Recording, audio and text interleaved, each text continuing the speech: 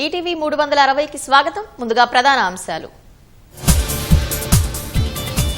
తెలంగాణ క్రీడా పాలసీని ఆవిష్కరించిన ముఖ్యమంత్రి. సరైన విధానాలు లేకనే యువత తప్పుదోవ పడుతోందని వెల్లడి.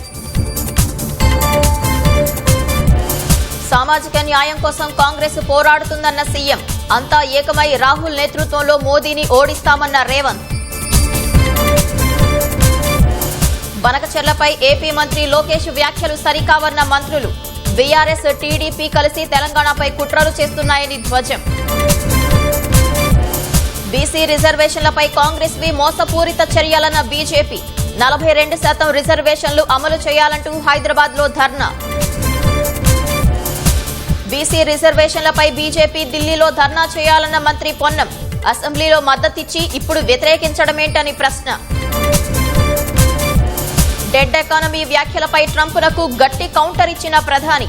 మూడో అతిపెద్ద ఆర్థిక వ్యవస్థగా భారత్ ఎదుగుతోందని వ్యాఖ్య.